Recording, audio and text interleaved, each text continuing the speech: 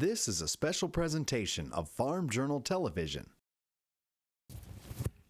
Hey, we're in South Dakota. Welcome to Outdoors on the Farm. Stick around. We've got a great show. Outdoors on the farm. We do it right, get it done. Use a tractor, use a gun. Outdoors on the farm. Where I was born, I was raised, and I'll do whatever it takes to stay. Outdoors on the farm. Hey, welcome to Outdoors on the Farm. I'm your host, Chip Flory. There goes a bird right there. We're in South Dakota on a pheasant hunt at the Circle J Ranch. We're out here with Marv Jira, and the birds are already flying. Marv, you have got a pile of birds out here, don't you? We've had a great hatch. There goes the rooster. Yeah. The birds have actually reset He's a dead. couple times because it was too wet in the spring. So you had multiple hatches Yeah, this we year. had multiple hatches. Yeah. Good, good. And what we're doing down here is we're blocking, and we've got the guys coming to us. There goes the rooster. This is kind of the traditional way to do it out here in South Dakota, isn't it? Yeah, we try to walk, be safe, and put blockers on the ends to kind of control the birds. And I have sorghum strips, grass strips, and these sorghum strips are they're left there year round for the game, we call them food plots. Yep.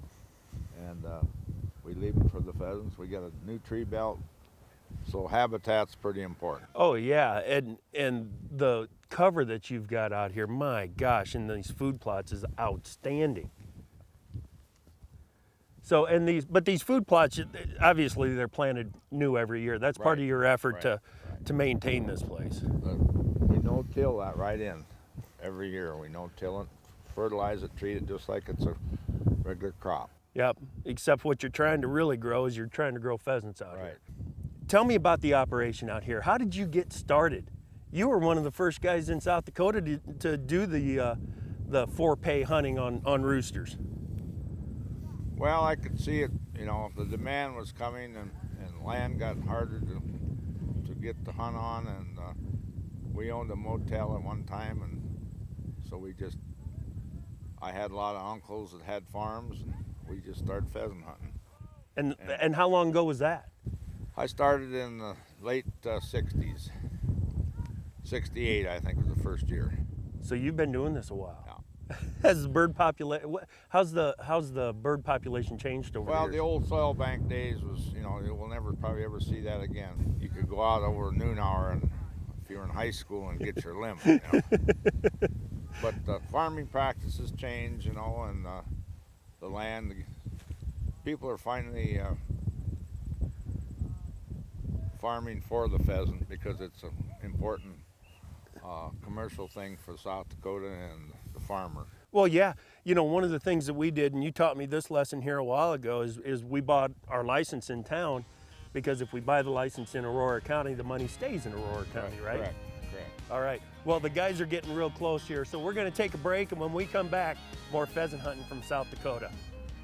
Got a question for me or one of the Outdoors on the Farm pro staffers? Go to outdoorsonthefarm.com and click on the Connect with Chip link. I'll make sure that your question gets to the right pro staffer. And while you're at the site, check out the archive of shows that have already aired, read about the pro staff team, and don't forget to sign up to win that turkey hunt with me and country music star Justin Moore. Outdoors on the Farm is brought to you by the Ram Truck brand.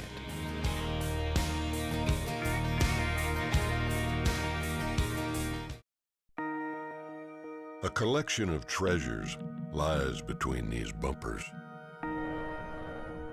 Legendary engines, industry gold,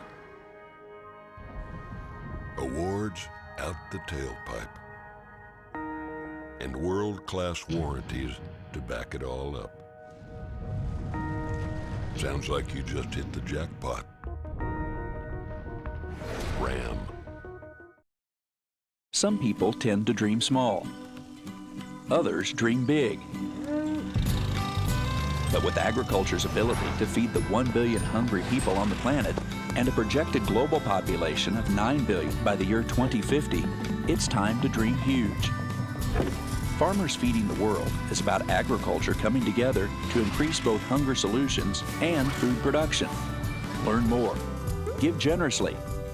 Please dream huge with us. Mark your calendar. Ag Connect Expo 2011 is coming to Atlanta, Georgia on January 7th through the 10th. Connect with experts. Learn new ideas, new technology. Connect to the future of agriculture, the newest innovations. Connect globally with producers from around the world. This show sets itself apart from the regional shows. Ag Connect Expo 2011, where the world of agriculture comes together. America needs to know that something still works in this country. One of those things that is working well is agriculture. And at U.S. Farm Report, what's crucial to me is to make sure we convey the confident, competent voice that I hear from America's farmers and rural residents, that they can count on us. Rural America works. Agriculture works. Watch U.S. Farm Report Saturday morning and Sunday afternoons on RFD TV. U.S. Farm Report, the spirit of the countryside. Hey, welcome back to Outdoors on the Farm. We've just finished up with our first push, got a couple of birds out of there, on our way to the next food plot. Stay with us, we've got a lot more pheasant hunting from South Dakota coming. More and more people today are traveling to their hunting destinations with their canine companions. What I'd like to show you today are a few ways to travel with your dog to keep the dog comfortable and warm and dry during that trip to and from your hunting destination. A few of the products that we'd like to show today are, and how to keep your dog dry, are portable dog crates, a dog box such as this one where you can transport multiple dogs, take multiple pieces of equipment, food, water that will store on top of the dog unit, and even dog trailers that can hold 4, 5, 6 dogs. Get that dog out, let that dog run a little bit, stretch its legs also, and then back in for the next part of the trip. Also, with dogs, if they have not traveled before and it's your first hunting trip, get that dog out in the car or in the vehicle, in the piece of equipment that you're going to be traveling with, so the dog becomes accustomed to that piece of traveling equipment that they're going to be using. Transporting the dogs to and from your hunt will ensure that your dog is fresh and ready to go on Outdoors on the Farm. Let them up! I took my turn blocking for the other guys. Now Marv and I are going to get in the food plot and get some birds of our own, and we'll talk a little bit about how to manage a large hunt like this and manage it safely. Wiggle, waggle! Hup! Hup, hup! Hup!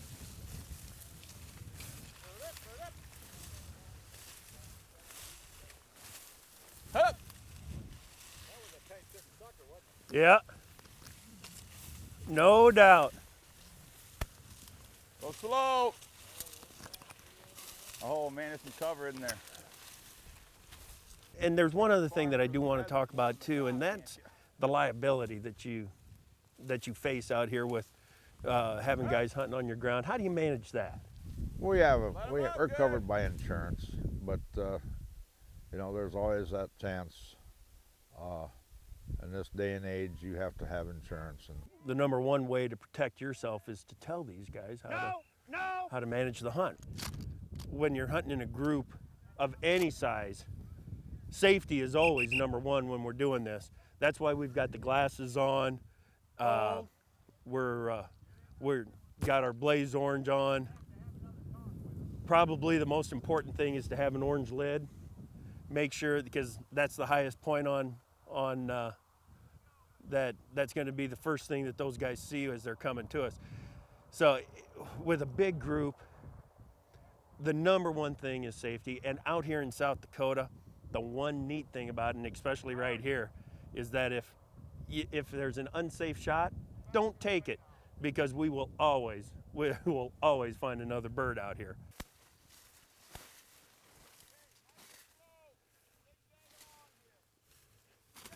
Hen!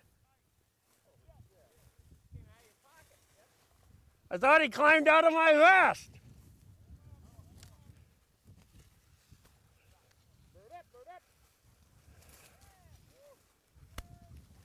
Man, all these hens out here is beautiful to see. That just means we're coming back next year.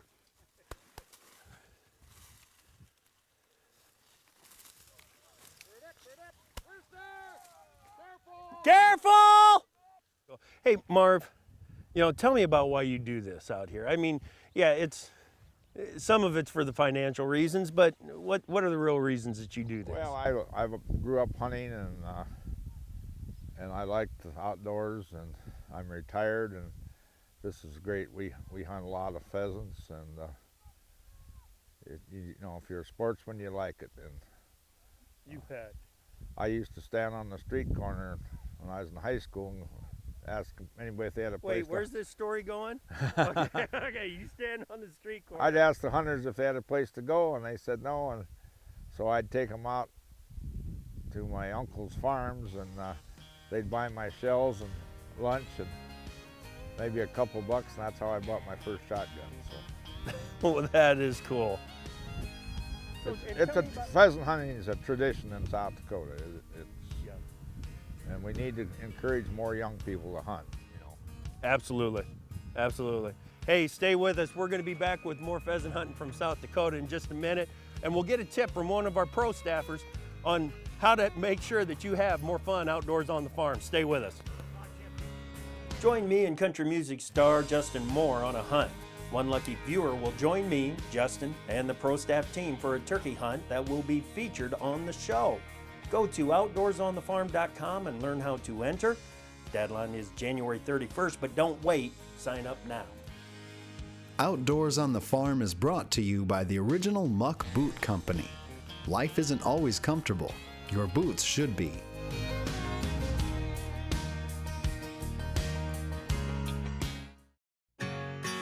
Life isn't always taking the easy route. Life isn't always a walk in the park.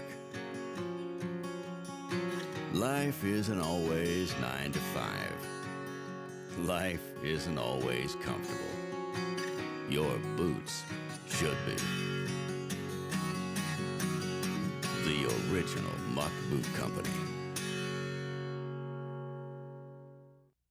I'm Pro Farmer Editor Chip Flory. I don't get to hunt and fish and have fun outdoors on the farm all the time. Pro Farmer has a tough mission to make sure that you get the news, information, and analysis you need to make timely risk management decisions. My mission here is simple, to tell the success stories about how farmers work with the outdoors and outdoorsmen.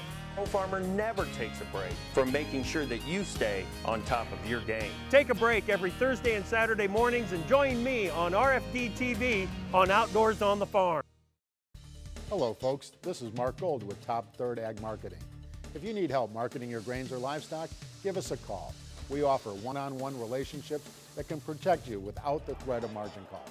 We don't speculate, we manage risk.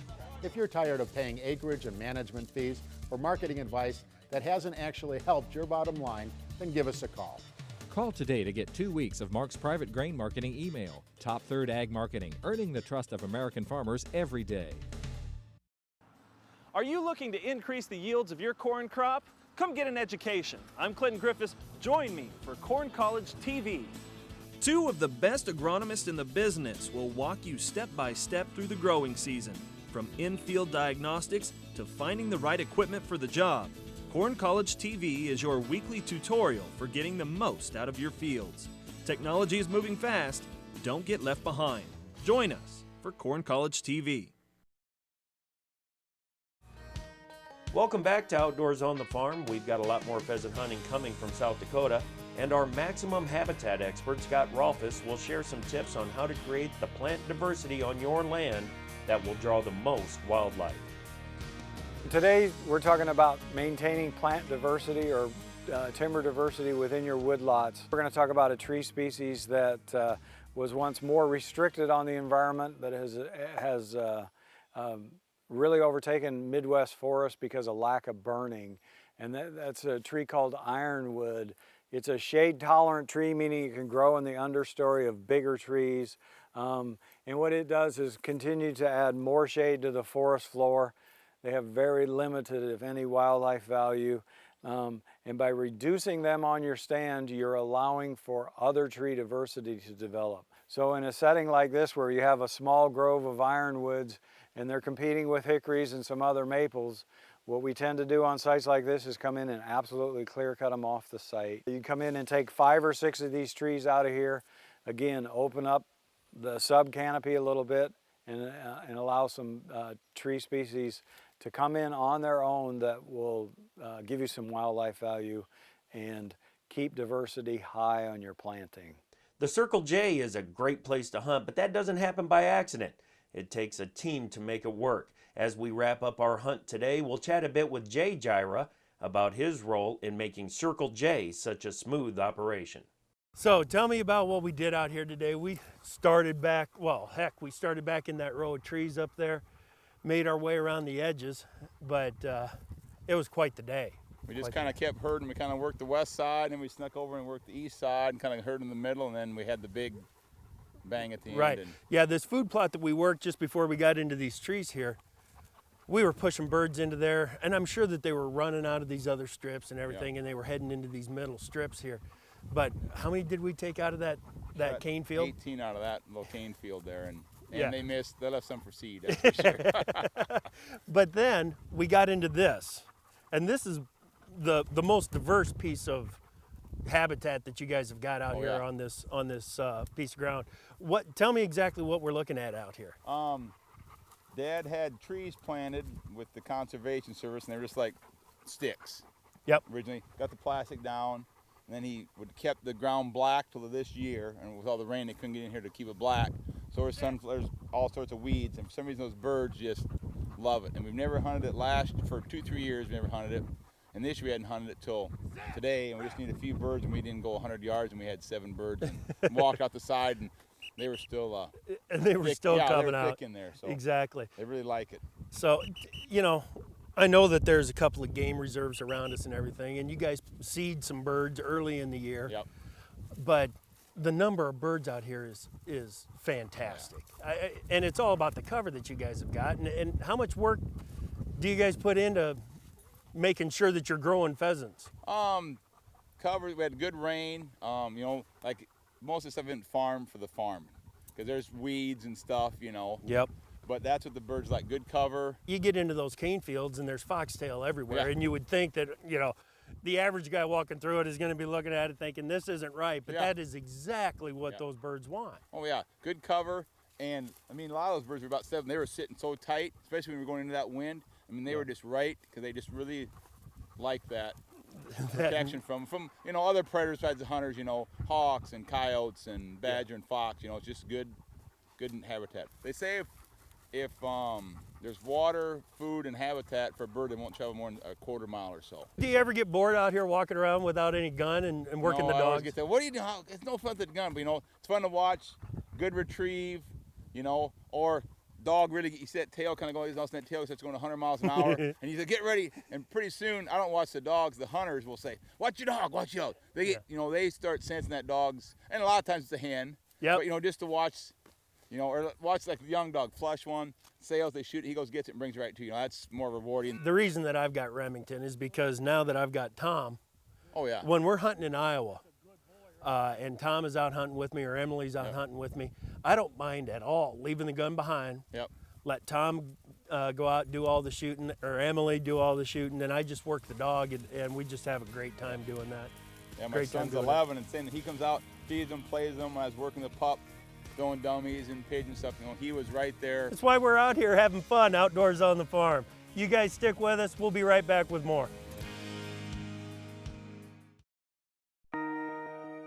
A collection of treasures lies between these bumpers.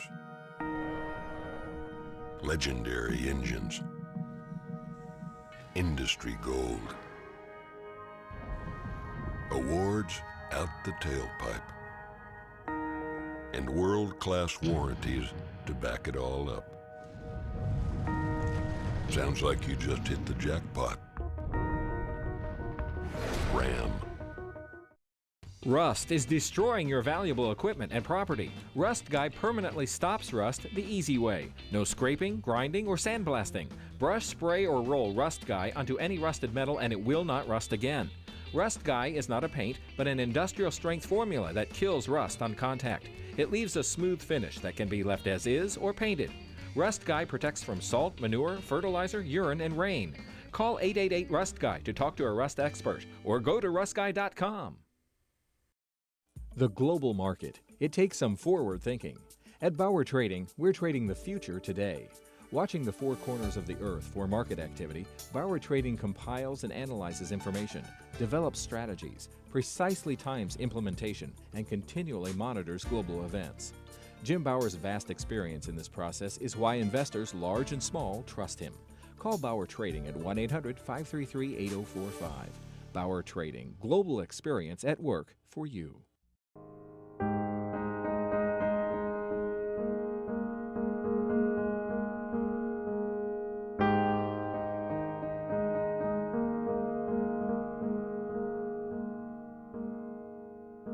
Farmers Feeding the World is about agriculture coming together to increase both hunger solutions and food production. It's right there, between can and do.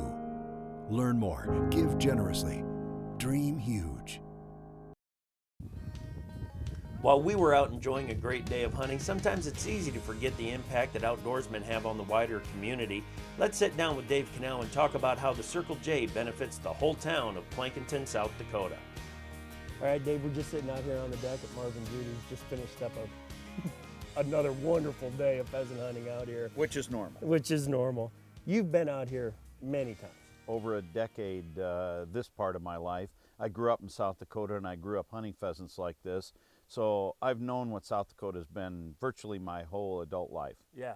Now, but you come to Marv Jira's quite a bit. Absolutely. Why? Because Marv understands how to manage a farm to maintain a high level of pheasant population. And when you have that understanding, and we know that year to year we can consistently find birds, we come back year after year after year. Yep, and the hospitality isn't too bad either. Oh, these people are the salt of the earth, and they know exactly that we don't need fancy, but we need consistent, good quality service. And we can come here. We have a wonderful, clean place to stay and sleep, and they bring in a local housekeeper locally. The wonderful thing about Marv and Judy, they share this with the community. Absolutely. They rely on the community services. The local locker gets to process the pheasants. They haven't gone into that as a side business. Right. So they spread it around. They bring in local people to do the housekeeping. They share it, and the revenue flows. You know, and Judy kind of jokes about this, and she says, nope, we don't do any cooking. But there's another reason that she does that. It's so that sometimes we'll head into town and eat at a local restaurant. And we split our time here and at the restaurants in town. And so, again, everybody in the community shares when we come up here. You know, and we try to plan ahead, and we try to bring some groceries with us, but Oh, you spend your money on Main Street. You really do. We go to the local grocery, to the local locker. We buy meat and potatoes and all kinds of things here. And you know, Chip, we've been known to have a cold beer or two, and That's right. we buy that here in town too. That's exactly right. And we fill up a lot of gas tanks when we're up here. In these hunting resorts, you know, in the past there's been some resistance to these things and so on. But I think once people figure out just what it means for a community economically. Yeah. And I remember the history when they started commercially up here, when farmers said, you know what, it's fair for us to get a little bit of, and they get just a modest piece of what's spent up here. Yeah. But you know what, they're the enablers. They should get a very reasonable piece of the economic dollar that comes through this. They have the primary resource. But you know what, farmers aren't greedy about that. And folks like Marv and Judy have shown they're willing to share that dollar throughout the community. Absolutely. And you know what? I'm glad they're doing it because it's sure fun to come out here and have fun outdoors on the farm. And I'm coming back again. Yes, we will. You bet. We'll hunt. I have sorghum strips. Marv Jira is a true pioneer in modern wildlife management, not just because he was among the first to establish a hunting resort or to make our sport accessible to anyone, but also by the way he runs the operation for the long term. Marv and his family manage the land for sustaining wildlife and manage the business to benefit their community and to make sure that everyone shares in the benefits. That's a success story that I love to be able to share. Man, we had a great time in South Dakota with the Jiras. And next week, stay tuned Outdoors on the Farm when Thomas Flory will bring you a story about how Nebraskans are working together to introduce a new generation of hunters to all the fun that we have outdoors on the farm. Got a question for me or one of the Outdoors on the Farm pro staffers? Go to outdoorsonthefarm.com and click on the Connect with Chip link. I'll make sure that your question gets to the right pro staffer. And while you're at the site, check out the archive of shows that have already aired, read about the pro staff team, and don't forget to sign up to win that turkey hunt with me and country music star Justin Moore. We do it right, get it done, use a tractor, use a gun.